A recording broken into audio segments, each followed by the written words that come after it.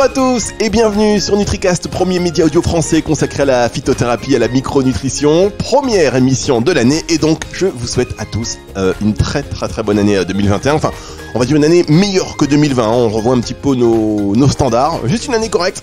Et ça ira.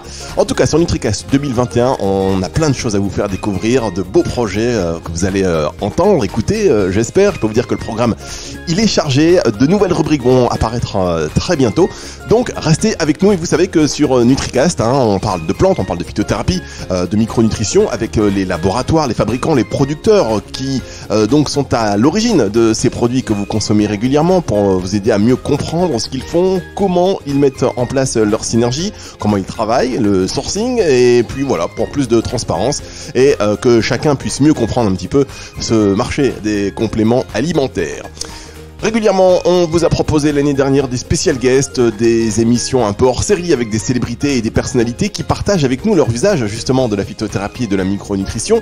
Et quoi de mieux que de démarrer cette année 2021 avec une spécial guest. Et c'est pourquoi aujourd'hui, nous avons en invité Aurélie Vanek, la comédienne et puis aussi la femme d'affaires. Bonjour Aurélie. Bonjour Fabrice. Alors on est nombreux à vous avoir découvert dans cette série désormais culte, Plus belle la vie, dans le rôle de Ninon Chaumette. Et si on vous retrouve aujourd'hui sur NutriCast, d'ailleurs merci beaucoup d'accepter cette invitation, c'est très gentil à vous. Et si on vous retrouve donc ici, c'est que forcément vous avez ce lien tout particulier avec les plantes et vous avez un goût prononcé pour la phytothérapie et pour ces médecines complémentaires. Oui, bien sûr. Alors, je suis pas une spécialiste, mais c'est vrai que dans mon usage au quotidien, par exemple, les huiles essentielles, on va dire que c'est à peu près le seul médicament que j'utilise. C'est pas un médicament, attention, on va se faire taper sur les doigts. Ouais, c'est pas un médicament, mais c'est-à-dire que du coup, justement, l'idée, c'est aussi d'aller traiter le symptôme avant que ça devienne un vrai problème et qu'on ait besoin de vrais médicaments, si on peut dire. Voilà. En tout cas, moi, je l'utilise comme ça. Voilà, j'utilise plus un peu l'homéopathie, surtout les huiles essentielles et puis les plantes, voilà. Mais bon, vraiment pour mon usage personnel et pour ma petite famille, quoi.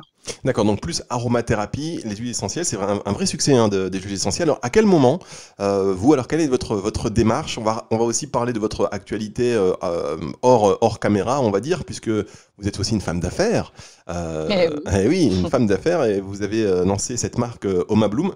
Oui, une marque de bijoux, ouais, une bijoux made in France que j'ai créé avec, pardon, je vous coupe, j'ai créé avec mon amie Anne Dessis, qui est comédienne aussi, que j'ai rencontrée aussi sur Plus belle la vie, et on a eu envie, je pense, de faire quelque chose ensemble déjà au départ, et puis on était toutes les deux très attirées par les pierres, et puis par le bijou, par le côté un peu non essentiel, on va dire, du bijou, et en même temps qui devient un vrai allié. Parce qu'on est sensible à l'énergie des pierres aussi, et du coup on travaille des matériaux nobles, on va dire, et puis on a créé cette entreprise de manière la plus éthique possible, avec l'idée de faire du Made in France, donc notre atelier est à Marseille, et puis de travailler autour de l'éthique jusqu'à l'emballage et jusqu'à notre rapport à nos collaborateurs. Alors, ça va nous donner l'occasion de parler un tout petit peu de la lithothérapie, vous parlez d'énergie, des pierres, des vibrations, c'est hyper important, et je dis que ça fait partie un peu de ces tendances, non pas de médecine, mais de méthodes un peu alternatives pour anticiper, pour être vraiment dans l'anticipation du soin, en réalité, voilà, prendre soin de soi et éviter que les symptômes arrivent en cas de symptômes, mais en tous les cas, voilà, d'être dans l'énergie, dans le vibratoire, donc c'est une partie dont j'aimerais vous parler évidemment. Alors, pour revenir sur les huiles essentielles, à quel moment vous avez découvert vous, ces huiles essentielles, par quel biais? En fait, je crois que j'ai toujours plus ou moins côtoyé les huiles essentielles parce que mes parents étaient déjà des avant-gardistes et déjà sensibles à ce genre de méthode-là. Et que ce soit d'ailleurs les huiles essentielles ou le quinton marin. Quand j'étais petite, je me soignais au prunum body au quinton. Donc voilà, j'avais déjà un rapport avec les techniques naturelles, on va dire. Et après, du plus lointain que je me souvienne, j'ai toujours eu on va dire une petite trousse de secours avec moi d'huile essentielle. Donc voilà, je sais pas, j'ai l'impression que ce sont mes amis depuis longtemps. Ça fait partie de vous. Donc effectivement, le plasma marin, on a fait une émission très intéressante d'ailleurs sur le plasma marin, sur le sourcing, etc. C'est vraiment très enrichissant, pardon. Voilà, un régénérescent cellulaire hyper efficace. Donc vous avez plus ou moins baigné dedans. Vous utilisez donc les huiles essentielles depuis longtemps. Alors quelles sont les huiles essentielles que vous utilisez le plus et pour quelles vertus? Alors, on va dire ma petite trousse de base. Alors déjà, il y a le tea tree, donc l'arbre à thé, que j'utilise comme désinfectant, on va dire. Là, je m'en sers pour tout. Enfin, ça peut être un petit bouton, comme ça peut être un mal de gorge. Donc voilà, là, dans ce cas-là, je le mets où si c'est en local, une pointe directement, ou alors je mélange dans un peu d'huile et je vais me masser la gorge avec, par exemple, si j'ai mal à la gorge. Ça peut être aussi, je vais l'utiliser aussi en produits ménagers. Alors je crois que c'est pas terrible en fait de mettre trop d'huile essentielle par exemple dans les lessives ou ce genre de choses parce que il paraît, alors je suis pas vraiment experte en la matière, mais que ça pollue pas mal. Donc ça, c'est une question que je me pose par rapport aux produits ménagers. Est-ce qu'on peut vraiment s'en servir de cette manière-là? Mais en tout cas, moi, ça m'arrive de désinfecter des surfaces avec du tea tree, par exemple, mélangé à de l'alcool, parce que ça se mélange pas à l'eau. Je vais utiliser le Ravinsara beaucoup, qui booste l'immunité, qui a une vraie barrière, surtout en ce moment en période de grippe ou de tout ce qu'on traverse en ce moment. Mais c'est l'huile alliée de l'hiver, le Ravinsara. Ça booste l'immunité. Après, j'utilise le citron, pas mal, ou pour désinfecter l'air, ou en massage du foie, par exemple, quand les fêtes arrivent et qu'on a mangé trop de chocolat. Après, il y a le pamplemousse qui est pas mal pour désinfecter l'air ou en massage du corps aussi, moi j'aime bien, qui fait circuler. L'amande poivrée pour les maux de tête, la circulation sanguine, sur la brosse à dents. La lavande qui est géniale pour tout ce qui est brûlure, ou voilà. L'estragon, moi j'utilise ça pas mal parce que j'ai des allergies, je fais des allergies aériennes là, et en fait ça une goutte sous la langue, ça aide bien à résister aux allergies et pour les douleurs menstruelles aussi. Et il y a l'hélicryse qui est formidable que j'utilise sur les hématomes pour la cicatrisation. Donc c'est une huile essentielle qui est plutôt chère. C'est l'huile d'immortel, mais qu'on utilise vraiment en toute petite dose. D'ailleurs ça sent très fort, donc c'est pas forcément très agréable.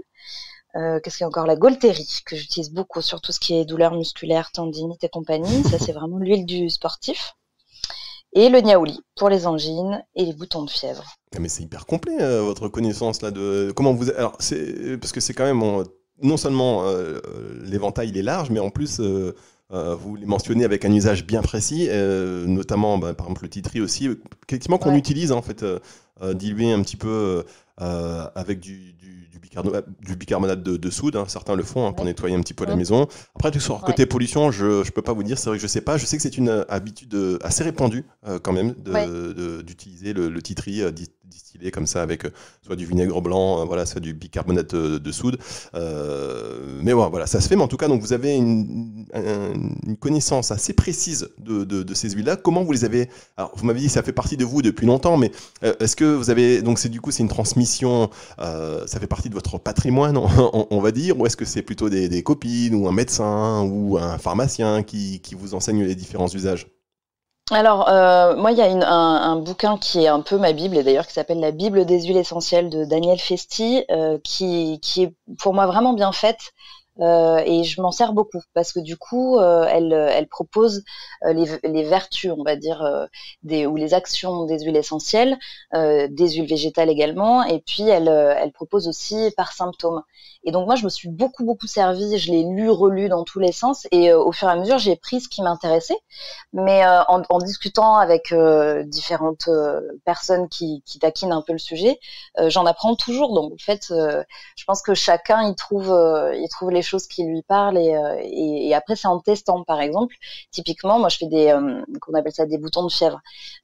Si je mets du tea tree, je sais que ça va le cramer, donc ça va l'arrêter, le stopper. Mais si j'en mets trop longtemps, ça va aussi me cramer la peau. Donc après je passe au niaouli. Donc en fait j'ai expérimenté aussi sur moi ce qui marchait de manière plus ou moins puissante. Et il y a des périodes où je vais utiliser certaines choses et d'autres où je vais me pencher vers d'autres huiles essentielles. Ou alors des fois, parce que l'huile essentielle c'est quand même très très puissant et c'est très dosé, donc il y a des gens qui les supportent pas, ou des zones qui sont trop sensibles pour utiliser les huiles essentielles. Et dans ce cas-là, moi je mets plutôt des hydrolats. Ou alors des dilutions plus basses, vraiment mélangeant avec de l'huile, ou alors voilà, des cataplasmes ou des trucs comme ça. Mais voilà, j'ai appris en fait en regardant, en cherchant, en demandant, en lisant.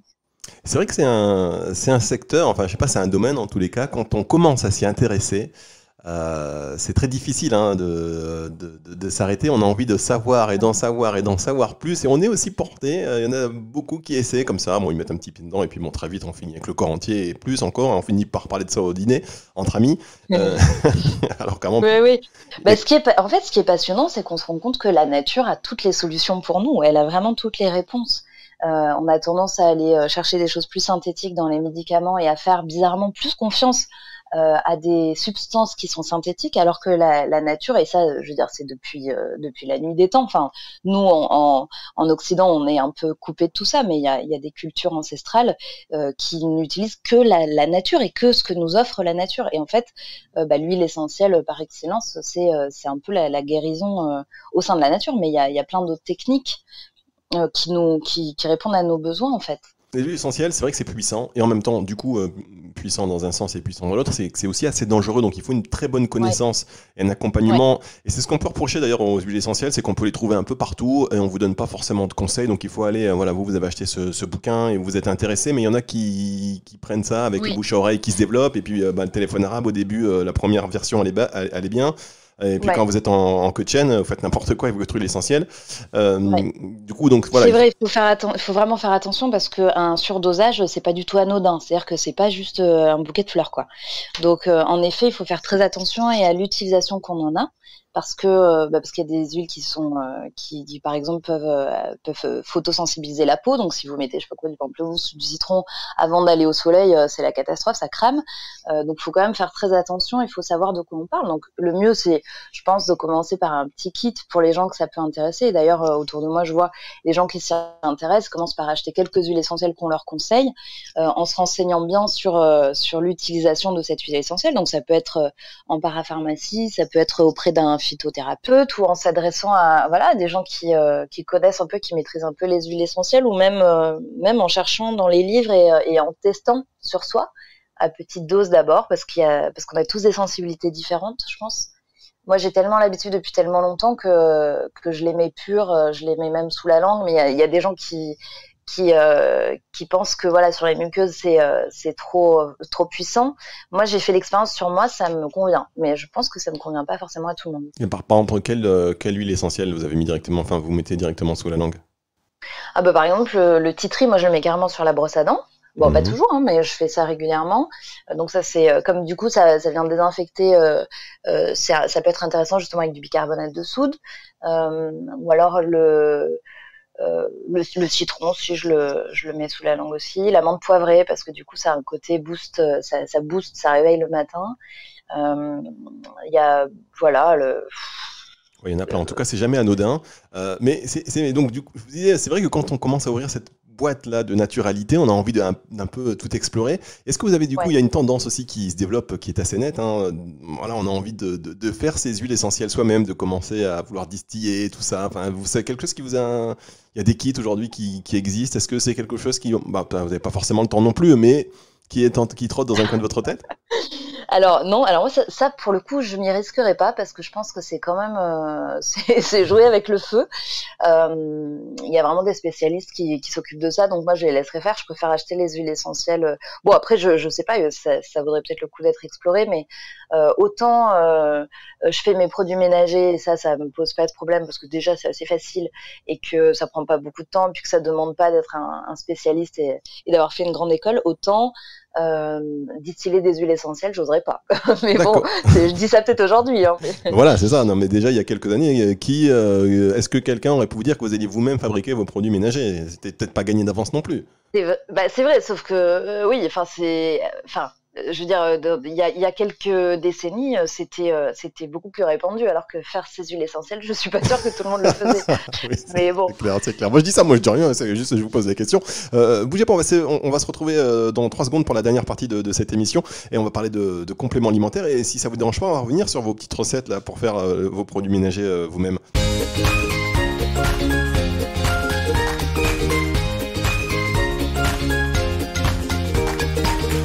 NutriCast aujourd'hui, spécial célébrité et personnalité. On est avec Aurélie Vanek. On parlait donc des produits ménagers qu'on fait soi-même. En tout cas que vous, Aurélie, vous faites vous-même. Quel type? Donnez-nous une recette, voilà, rapide, quelque chose d'efficace, rapide, pas cher. Alors, la base, on va dire, c'est toujours avoir du bicarbonate de soude, parce que ça nettoie, c'est super dans la salle de bain. Vous pouvez faire une petite pâte avec un peu de bicarbonate de soude et de l'eau, vous mettez ça sur les joints, ça les blanchit, ça permet de détartrer donc. Après, il y a le vinaigre blanc qui est fabuleux pour nettoyer aussi toutes les surfaces. Donc moi, j'utilise en gros ces deux produits-là. Puis après, je fais par période, quand j'ai le temps, je fabrique ma lessive avec du savon de Marseille, avec du bicarbonate de soude. Je rajoute des fois du percarbonate dans la machine pour blanchir. Enfin voilà, j'ai mes petites astuces comme ça. Mais ça, après, on peut trouver facilement sur Internet plein de recettes qui sont vraiment simples et hyper économiques pour le coup. Et je pense qu'ils sont quand même bien meilleurs pour l'environnement, parce qu'il n'y a pas de tous ces trucs horribles comme la javel qui tue tout ce qui passe sur son passage. Voilà. Mais avant, en fait, parce que vous disiez qu'avant c'était effectivement, enfin pour la fabrication de produits ménagers, voilà, ad hoc et maison, c'était répandu, mais pas tant que ça, parce que là vous parliez de la javel, par exemple. La javel, c'était le grand produit des années 80 voire 90, où dès qu'il y avait un problème, on balançait un grand seau de javel qui détruit. Ouais. Et on avait peut-être moins cette conscience environnementale que vous avez aujourd'hui, enfin que vous cultivez depuis visiblement des années, qui vous a été transmise par vos parents, et c'est heureux, mais il n'y en avait pas tellement finalement. Oui, alors quand je parle d'avant, je pense que je parle d'avant, parce que avant la javel, il y avait bien des trucs qui fonctionnaient aussi, et ce qu'on appelle les produits de grand-mère, c'est pas pour rien qu'on les appelle comme ça. Je pense qu'il y a même au début du siècle, alors je suis pas une spécialiste non plus en la matière, mais il me semble qu'il y avait des produits naturels, et d'ailleurs comme certainement le vinaigre blanc et compagnie, qui étaient bien plus utilisés, et voilà, il n'y avait pas tous ces produits de synthèse qui aujourd'hui polluent clairement les nappes phréatiques, quoi. Oui, c'est vrai. On n'avait pas une conscience aussi environnementale avant aussi développée qu'aujourd'hui. Il y a une époque, voilà, le tout industriel, où on était un petit peu moins regardant, on avait peut-être aussi moins les connaisses. Et bon, il n'y avait pas Internet, hein, faut se dire la vérité. C'est qu'à un moment donné, quand on commence à avoir accès à la connaissance et à tout ce qui se fait, on peut que prendre conscience aussi des choses et essayer de faire ce qu'on peut faire soi-même, à le faire en essayant d'avoir cette conscience environnementale. On a parlé des huiles essentielles, on a parlé même des produits ménagers. Alors on va pas... maintenant, parce qu'on peut aborder tous les thèmes, mais je voudrais qu'on parle un peu de compléments alimentaires avant de venir sur la lithothérapie, parce que c'est un sujet qui m'intéresse énormément. Est-ce que vous utilisez, donc en dehors donc des huiles essentielles et donc de l'usage des plantes via l'aromathérapie, des compléments alimentaires? Alors ça m'arrive par période. Quand je vais voir par exemple un naturopathe pour un problème en particulier, qui va me prescrire tel type de complément alimentaire. Voilà. Après, c'est vrai que ce que j'utilise peut-être le plus et qui est le plus accessible, c'est le Quinton, enfin donc le plasma marin dont on parlait tout à l'heure, parce que ça reminéralise, et il y a des périodes où on sent qu'on a besoin de remettre un peu de vie dans le sang, si je puis dire. Donc voilà, je vais utiliser ça, mais j'utilise pas trop de compléments alimentaires de moi-même, dans le sens où je pense que c'est comme les probiotiques, en fait, c'est hyper intéressant, mais à condition de rééquilibrer le microbiote, justement. Et on a tendance à prendre des probiotiques un peu comme ça, sans savoir trop ce qui se passe à l'intérieur. Et ça peut en fait déséquilibrer la flore intestinale, par exemple. Donc là-dessus, moi, je suis pas assez spécialiste pour m'y risquer seule. Donc quand je prends des compléments alimentaires, en général, c'est parce que j'ai vu un naturopathe qui m'a conseillé par rapport à ce que j'ai, quoi. Vous avez bien raison et on encourage d'ailleurs cette démarche sur NutriCast évidemment à consulter un professionnel de santé avant de prendre des compléments alimentaires qu'on peut trouver partout, donc on peut faire un peu tout et n'importe quoi, mais c'est bien de consulter un professionnel de santé. Tout le monde n'a pas cette démarche, donc bravo. Bah non, mais après j'ai essayé, je vous dis ça aujourd'hui, mais j'ai essayé plein de trucs, hein. Je me suis fait des cures de plein de trucs que j'ai trouvé moi-même, mais avec un peu de recul, je me rends compte que c'est pas forcément... Il y a des produits qui sont géniaux, comme par exemple le curcuma, ça a plein de vertus assez exceptionnelles. On peut d'ailleurs, sans en prendre en gélule, on peut en mettre dans sa nourriture. Enfin, il y a plein de choses comme ça anti-inflammatoire, qui peuvent effectivement. être ajoutées, voilà, comme les graines germées, ce genre de choses. On pourrait appeler ça un complément alimentaire. Pour moi, ça fait partie de l'alimentation indirectement. Oui, bien sûr. Mais voilà, et j'ai essayé plein de trucs et je me rends bien compte que on a plein d'idées toutes faites, mais qu'au final... Et puis le corps change tellement. Je veux dire, on est en permanente évolution. On est en permanente évolution dans notre vie par rapport à notre environnement, par rapport à ce qui se passe dans les actualités et compagnie. Et je trouve que c'est assez délicat parce qu'en fait, il faut sans arrêt être hyper à l'écoute de soi pour savoir de quoi on a besoin. Et on n'est pas dans une culture où on a appris ça, à être à l'écoute de soi, vraiment. Donc il y a des choses que je trouve délicates à faire seule quand on n'a pas la connaissance. Et c'est mon cas, j'ai pas la connaissance pour faire les choses seule. Alors, vous disiez s'écouter soi-même. On n'a pas eu l'habitude de s'écouter soi-même et j'ai l'impression ou l'espoir peut-être qu'il y a de plus en plus de personnes qui s'écoutent, qui écoutent son corps, qui écoutent aussi son subconscient, ses pensées. Enfin, vous voyez, il faut arriver dans des états comme ça où on peut réussir à lâcher prise et écouter ce qui vient après quand on est dans le silence, entre guillemets. Et ça me permet de revenir sur le sujet qu'on a évoqué rapidement au départ ensemble avec votre marque Oma Bloom, sur donc la lithothérapie. Parce que clairement, dans un souci d'abandon et de se reconnecter à soi-même et de s'écouter, la lithothérapie aussi peut y contribuer grandement. Est-ce que vous avez, vous, des pierres favorites et lesquelles? C'est quoi? C'est plutôt la couleur, plutôt la forme? Alors bon, la lithothérapie, en fait, à mon sens, en tout cas, c'est une histoire de vibration, c'est une histoire d'énergie. Donc, il y a des pierres, quand vous êtes un peu sensible à ça, que vous regardez et qui vous attirent tout de suite. Et c'est pas forcément, je sais pas, moi, j'adore les pierres de lune, par exemple, qui est la pierre de la féminité par excellence. C'est une pierre qui favorise l'intuition, qui va travailler sur la régulation hormonale. Donc, les femmes elles aiment bien en général cette pierre. Il peut y avoir deux pierres de lune à côté, on va être plus attiré par l'une que par l'autre. Donc je sais pas, après ça se situe peut-être dans la qualité de la pierre, parce qu'en fait il y a des classements en fonction de sa densité et compagnie. Ça peut être peut-être dans la vibration du moment qui va être nécessaire. Voilà. Mais en tout cas, effectivement, il y a certaines pierres comme la pierre de lune dont je parlais, comme le lapis lazuli, qui est une pierre d'un... Là, vous m'entendez? Oui, j'adore. Je dis, j'adore cette pierre, cette couleur. Déjà, je trouve que ça, j'ai l'impression d'être dans l'océan. Ben voilà. Par exemple, la couleur du lapis, mais c'est une histoire de fréquence et d'énergie aussi. C'est-à-dire qu'elle est ce bleu là qui fait vibrer en fait. Vraiment, il crée une résonance à l'intérieur qui attire vachement avec ses éclats dorés. Donc c'est une pierre qui est assez fascinante, le lapis, et qui est formidable parce qu'elle travaille sur la créativité. Elle vraiment elle contribue. Enfin, en tout cas, ce que dit la lithothérapie. Évidemment, après, on est plus ou moins sensible à ça, mais elle contribue à l'évolution de l'esprit. Elle clarifie le mental. Enfin, elle a un aspect intéressant, par exemple, pour si on cherche à avoir une attitude méditative, donc c'est un bon allié.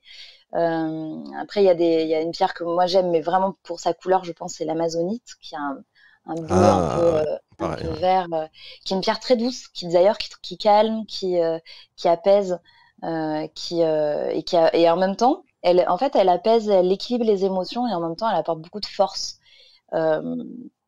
Voilà, après, il y en a tellement. Ça dépend des périodes. Il y a l'onyx qui est vachement intéressant. Toutes les pierres foncées, en général, on appelle ça des pierres de protection. L'onyx travaille sur l'ancrage émotionnel, par exemple. Mais voilà, c'est des pierres qui sont aussi très puissantes. Donc, et puis après, il y a aussi un truc, c'est que les pierres, il faut savoir les nettoyer.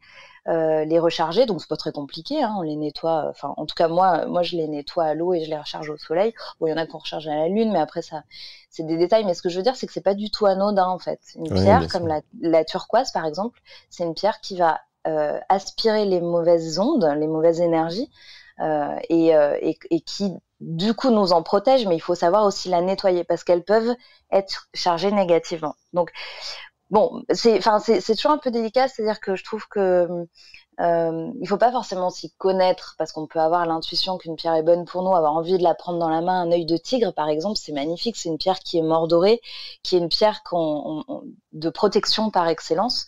Moi, ça m'arrive souvent d'être attirée par l'œil de tigre. Mais en même temps, je me dis, si elles sont chargées positivement, elles peuvent aussi être utilisées négativement. Donc, ça dépend d'où elle vient, ça dépend dans quel contexte elle est extraite aussi. Voilà. Donc, je pense qu'il faut suivre en fait son intuition. Mais bon, c'est pas anodin quand même. Ah bah non, là vous nous avez cité 58 pierres, c'est pas anodin. Non, non mais il y en a plein d'autres. Hein, on a compris que c'était pas anodin pour vous en tout cas, mais c'est vrai que non mais c'est incroyable et j'adore moi ce genre de conversation parce que quelqu'un qui est un petit peu initié, il va comprendre, il va un petit peu il va comprendre. Celui qui est carrément initié, il va peut-être pouvoir aller au-delà même et partager des expériences parce que vous parliez du nettoyage, il y en a qui vont l'enterrer, qui vont la mettre sous la terre pour qu'il y ait ce contact, ça dépend, c'est une pierre plutôt, il y a plein de choses en réalité, vous parlez de pleine lune, nettoyage aussi à l'eau, il y en a qui vont programmer l'eau pour envoyer aussi des vibrations particulières aux pierres pour qu'il y ait un message particulier, parce qu'il y a des pierres qu'on peut reprogrammer, d'autres un petit peu moins. Et puis celui par contre qui est sur NutriCast, qui parle que de plantes, mais en général les auditeurs qui sont axés phytothérapie, notre communauté, communauté, je sais pas si je peux dire ça, mais en tout cas voilà, l'audience, elle est un petit peu sensible à ça, mais sinon il se dit mais qu'est-ce qu'il raconte? Oui, non, c'est vrai. C'est vrai. De toute façon, après, je pense que tous ces sujets un petit peu qu'on appelle aujourd'hui parallèles et qui en fait devraient pas être à la périphérie, c'est des sujets qui demandent d'explorer un petit peu. Et encore une fois, on n'a pas été habitué à ça, mais comme vous le disiez tout à l'heure, ça arrive de plus en plus parce qu'on est dans une période qui s'éveille en conscience, parce que je pense que c'est une période pour l'humanité qui est très importante et où, à mon avis, il y a un vrai passage qui est amorcé et où du coup, on a accès à plein de choses auxquelles on avait certainement accès il y a des siècles. C'est comme si on retournait aux sources. Quand je parle de la richesse, des richesses de la nature, par exemple, on n'a rien inventé, quoi. Je veux dire, c'est des connaissances que certaines tribus avaient. Et j'ai l'impression qu'en ce moment particulièrement, il y a une élévation, il y a quelque chose qui se passe au niveau de l'énergie de la planète qui fait que aussi on monte en conscience et qu'on s'intéresse un peu plus à ça, quoi, au bien-être et j'ai envie de dire, il est temps. Il était temps. Et j'espère que ça va parler au plus grand nombre en tous les cas. Mais bon, la lithothérapie, voilà, c'est un vrai sujet. Et toutes les pierres que vous venez de me citer, j'imagine qu'on peut les retrouver peut-être ou avoir des informations dessus sur votre site, Thomas Bloom. Oui, absolument. Alors du coup, on a pas mal travaillé dans ce sens-là. Donc maintenant, sur chaque fiche de bijoux, chaque fiche produit, il y a un petit récapitulatif des pierres, un petit guide qui annonce certaines vertus des pierres. Voilà. Mais après, vous pouvez aussi aller chercher sur Internet. Ça peut aller beaucoup plus loin, mais absolument. En tout cas, on peut faire des expériences facilement. Voilà, si vous nous écoutez, vous êtes sceptique ou pas, ou vous êtes intéressé, en tout cas sans être sceptique, curieux, vous pouvez vous procurer une pierre, par exemple, et puis vous vous mettez dans un endroit au calme, un endroit un petit peu paisible, et puis vous prenez cette pierre dans la main. Et vous prenez quelques grandes inspirations. Vous savez, les pratiques méditatives, tout passe aussi par la respiration. Beaucoup de choses, en tout cas, pour se mettre en harmonie, passe par la respiration. Donc vous prenez quelques grandes bouffées d'air, vous vous inspirez, vous expirez, et puis vous voyez les idées qui vous viennent et vous essayez de vous fier à votre intuition pour savoir ce que provoque en vous cette pierre et où est-ce que ça peut vous diriger. Ce sera déjà un premier contact rapide, un premier test pour essayer la lithothérapie. Ouais, tout à fait. Absolument. Est-ce que on va quand même terminer parce que je suis obligé de vous laisser après 38 heures d'émission, mais en tous les cas, merci pour ce partage parce que c'est vraiment très complet, très intéressant de voir un petit peu cet éventail de connaissances dans le bien-être, en passant par la lithothérapie, les compléments alimentaires, vous nous parliez du curcuma notamment et puis de vos expériences et aussi des huiles essentielles. Est-ce qu'il y a encore autre chose que vous ajoutez à cet éventail pour un bien-être naturel ? Après, il y a plein de techniques qui sont hyper intéressantes et je pense que chacun doit trouver la sienne. Moi, j'ai une formation de kinésiologie, donc je pratique aussi la kinésiologie en cabinet, et je me rends compte que ça, c'est un accompagnement qui aide vraiment aussi à débloquer tout ce qui est les blocages émotionnels, par exemple, à casser certains schémas de fonctionnement. Et je pense qu'il y a pas mal de techniques qui existent. Vous avez un cabinet, vous consultez en kinésiologie, mais on ne le savait pas, ça, c'est quelque chose. Non, je le dis pas trop. Attendez. J'ai pas le temps de tout faire sinon. Donc on peut venir voir pour une consultation. La kinésiologie, c'est quelque chose que vous êtes formé il y a longtemps ? Ça fait 8 ans que je suis formée à cette pratique. Alors après, kinésiologie, c'est assez large parce qu'on peut l'utiliser de plein de manières différentes. Moi, mon école s'appelait l'école de la quantaphysiologie et en fait, on utilise cette technique de test kinésiologique pour aller débloquer des blocages émotionnels, pour travailler sur des schémas de répétition, des croyances apprises, ce genre de choses. Donc moi, je communique pas trop là-dessus parce que par manque de temps en fait, parce que du coup, comme je tourne aussi et que je suis entrepreneuse, bon voilà, je manque un peu de temps, donc je le pratique on va dire en comité réduit, mais j'ai quand même un cabinet qui tourne dans mes jours de loisirs. Ah ben... Et la seule chose que je voulais dire, c'est qu'en fait, il y a plein de techniques qui existent. Après, elles dépendent, la pratique dépend vraiment, je pense, du thérapeute. Donc, il faut aussi, encore une fois, suivre son intuition et aller là où ça nous fait du bien, quoi. D'accord. Et est-ce que on peut, parce que la kinésiologie, c'est pratique aussi, si je m'abuse, ou à un moment donné, on va vous faire lever le bras, avoir une résistance et puis faire tomber. C'est un petit peu ça ou pas du tout ? C'est ça ? Oui, absolument. En fait, le principe du test kinésiologique, dont vous venez de parler, c'est que le muscle est relié au cerveau limbique, donc à l'inconscient, et on vient, en cherchant une information, chercher le stress au cerveau. C'est-à-dire que le cerveau, il est fait pour protéger le corps, pour survivre.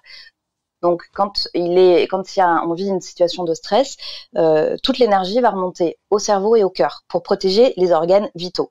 Et du coup, il y a un affaissement du muscle, de la réponse musculaire, parce que l'énergie, mais alors c'est très sensible évidemment, mais parce que l'énergie est remontée au cerveau. Et du coup, c'est ce qui nous permet d'identifier qu'il y a un stress sur un sujet, dans un domaine, et ce qui nous permet d'aller creuser en fait et de trouver la priorité de l'instant à traiter. Et moi, je travaille de cette manière.